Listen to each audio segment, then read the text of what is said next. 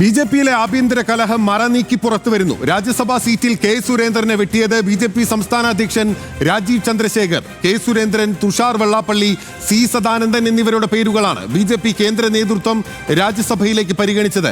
അക്രമ രാഷ്ട്രീയത്തെ തുറന്നു കാണിക്കാൻ സി സദാനന്ദനെ രാജ്യസഭയിലേക്ക് നോമിനേറ്റ് ചെയ്യണമെന്ന് രാജീവ് ചന്ദ്രശേഖറാണ് ആവശ്യപ്പെട്ടത്. വിവരങ്ങളുമായി മഹേഷ് ചന്ദ്രനാണ് നമുക്കൊപ്പം ചേരുന്നത്. മഹേഷ്, വളരെ പ്രധാനപ്പെട്ട ഒരു വിവരമാണ് മഹേഷ് ഇപ്പോൾ ബ്രേക്ക് ചെയ്യുന്നത്. സംസ്ഥാന ബി.ജെ.പിയിൽ മൂപ്പളമ തർക്കം വളരെ രൂക്ഷമായി നിൽക്കുകയാണ്. ഗ്രൂപ്പ് കലഹമുണ്ട്, നേതൃത്വ തർക്കം ഉണ്ട്. മുൻ പ്രസിഡന്റായിട്ടുള്ള കെ സുരേന്ദ്രനെ സംബന്ധിച്ച് ഇപ്പോൾ ഒരു പദവിയും ലഭിക്കാത്ത അവസ്ഥയാണ്. അപ്പോഴാണ് നിലവിലെ പ്രസിഡന്റ് അദ്ദേഹത്തിന് ലഭിക്കുമായിരുന്ന ഒരു രാജ്യസഭാ സീറ്റ് കൂടി വെട്ടിയത്. എന്തൊക്കെയാണ് വിവരങ്ങൾ?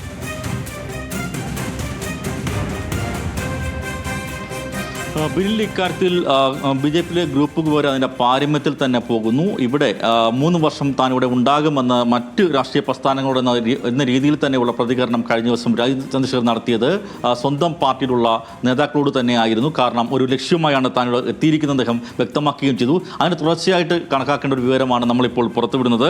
രാജ്യസഭാ സീറ്റിലേക്ക് പ്രധാനമായി പരിഗണിച്ച ഒരാൾ കെ സുരേന്ദ്രനായിരുന്നു. അദ്ദേഹത്തിന് വേണ്ടി ബി.എൽ സന്തോഷ് അടക്കമുള്ള പ്രമുഖർ സമ്മർദ്ദം ചെലുത്തുകയും ചെയ്തു. ഈ സാഹചര്യത്തിലാണ് സി സദാനന്ദന്റെ പേര് നാടകീയമായിട്ട് രാജീവ് ചന്ദ്രശേഖർ മുന്നോട്ട് വെച്ചത്.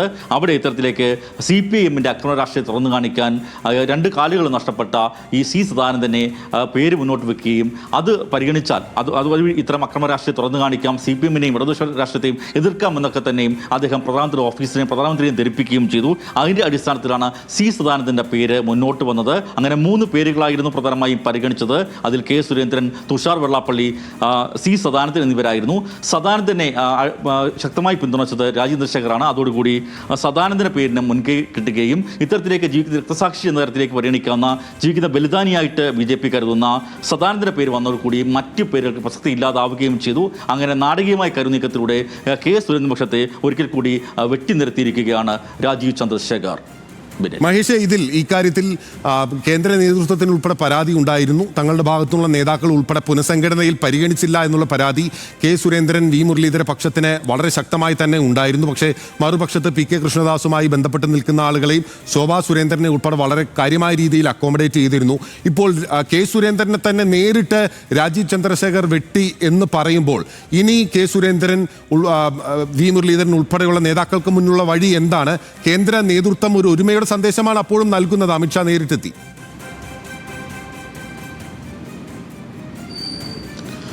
തീർച്ചയായിട്ടും ബിനിൽ, ഇക്കാര്യത്തിൽ ഇത് ഗൗരവത്തോടെ കാണുന്നുണ്ട് കേന്ദ്ര നേതൃത്വം. പക്ഷേ രാജീവ് ചന്ദ്രശേഖർ വ്യക്തമായി പറയുന്നത് അദ്ദേഹം നേതൃത്വം ഏറ്റെടുത്തതിൽ വലിയ അമർഷത്തോടു കൂടി തന്നെ അദ്ദേഹത്തിൻ്റെ പ്രവർത്തനങ്ങളെയൊക്കെ തന്നെ മന്ദീഭവിക്കുന്ന തരത്തിലേക്കുള്ള ഇടപെടലുകൾ മറുപക്ഷത്തു നിന്ന് ഉണ്ടാകുന്നു. ഇങ്ങനെ കാര്യങ്ങൾ കൊണ്ടുപോകാൻ കഴിയില്ല.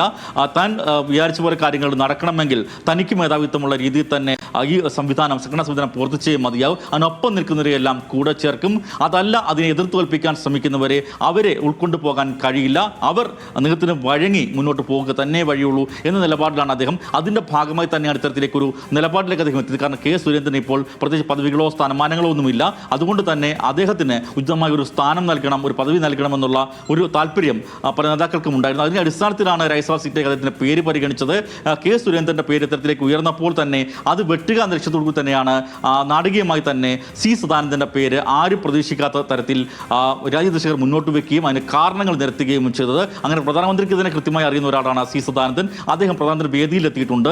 അങ്ങനെ ഇരുകാലുകളും നഷ്ടപ്പെട്ട അക്രമ രാഷ്ട്രീയത്തിൻ്റെ ഇരയായ ഒരാളുടെ പേര് താൻ മുന്നോട്ട് വയ്ക്കുമ്പോൾ അതൊരു രാഷ്ട്രീയ കരുനീക്കമുണ്ട് എന്ന് പ്രധാനമന്ത്രി ഓഫീസിനെയും കേന്ദ്ര നേതൃത്വത്തെയും ധരിപ്പിക്കുവാൻ രാജീവ് ചന്ദ്രശേഖറിന് കഴിയുകയും ചെയ്തു. അതിൻ്റെയൊക്കെ തുടർച്ചയായിട്ടാണ് അദ്ദേഹത്തിന് ഈ സ്ഥാനലബ്ധി ലഭിക്കുകയും ചെയ്തത്. ബിനിൽ, മഹേഷ്, ഇനിയിപ്പോൾ ഇതിലൊരു റിയാക്ഷൻ ഉണ്ടാകാനുള്ള സാധ്യതയില്ലേ? മറുപക്ഷവും ശക്തമായിട്ട് കേന്ദ്ര നേതൃത്വത്തിൽ ഉൾപ്പെടെ ബന്ധമുള്ള ഒരു പക്ഷമാണല്ലോ.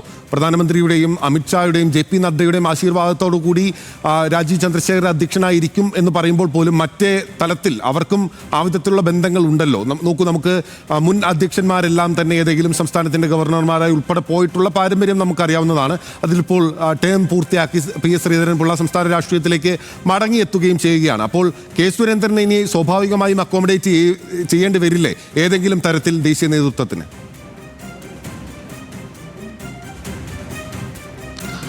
ബില്ലിൽ ചൂണ്ടിക്കാണിച്ചത് പ്രധാന ഒരു കാര്യം തന്നെയാണ്. അത്തരത്തിലേക്കുള്ള അക്കോമഡേഷനൊക്കെ വേണ്ടി വരും. കാരണം ദീർഘകാലം പ്രസിഡന്റായിരുന്ന ഒരാളാണ് കെ സുരേന്ദ്രൻ. അദ്ദേഹം നല്ല രീതിയിൽ പ്രവർത്തിച്ചു എന്ന വിലയിരുത്തൽ തന്നെ പൊതുവായി ഉണ്ട്. അദ്ദേഹം ഇരിക്കുമ്പോൾ തന്നെയാണ് ഇവിടെ ഒരു MBA ലോക്സഭയിലേക്ക് തന്നെ ലഭിക്കുന്ന സാഹചര്യം ഉണ്ടായത്. ഇതൊക്കെ തന്നെ തള്ളിക്കളയാൻ BJP കഴിയില്ല. പക്ഷേ രാജീവ് ചന്ദ്രശേഖരന്റെ നിലപാട് കൃത്യമാണ്. കേരളത്തിൽ തനിക്ക് ബദലായി മാറ്റാരും പാടില്ല, താൻ പരമാധ്യക്ഷനായി തന്നെ നിലകൊള്ളും എന്ന് തന്നെയാണ് അദ്ദേഹത്തിൻ്റെ നിലപാട്. അതുകൊണ്ട് കെ സുരേന്ദ്രനെ ഗവർണറാക്കുന്നതിനോട് ഒരു വിയോജിപ്പും ചിലപ്പോൾ രാജീവ് ചന്ദ്രശേഖർ കാണിക്കില്ല. കാരണം അദ്ദേഹം കേരളം വിട്ട് പുറത്തേക്ക് പോകേണ്ടി വരും.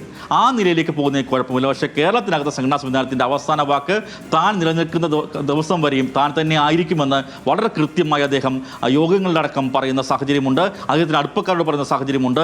മറ്റു തരത്തിലേക്കുള്ള കാര്യങ്ങളൊന്നും അനുവദിക്കാൻ കഴിയില്ല. ഒരു സംഘടനയെ അത് ഒരു അച്ചിട്ട യന്ത്രം പോലെ ഒരു ചട്ടക്കൂടായിട്ട് മുന്നോട്ട് കൊണ്ടുപോകണമെങ്കിൽ അതിന് കൃത്യമായിട്ട് ആ സംഘടനാ സംവിധാനം ചലിപ്പിക്കണമെങ്കിൽ അതിനകത്ത് നിന്ന് എതിരാളികൾ ഉണ്ടാവാൻ പാടില്ല. അത്തരത്തിലേക്ക് തന്നെ ദുർബലമാക്കാൻ ശ്രമിക്കുന്നവരെ ഒരു തരത്തിലും അംഗീകരിക്കാൻ കഴിയുന്ന നിലപാടാണ് രാജീവ് ചന്ദ്രശേഖർ കൈക്കൊണ്ടിരിക്കുന്നത്. Binil, okay, thank you. Mahesh ചന്ദ്രനാണ് ഈ വളരെ പ്രധാനപ്പെട്ട പൊളിറ്റിക്കൽ ബ്രേക്ക് പ്രേക്ഷകരുമായി പങ്കുവച്ചിരിക്കുന്നത്. BJP യിലെ ആഭ്യന്തര കലഹം മറനീക്കി പുറത്തു വന്നിരിക്കുകയാണ്.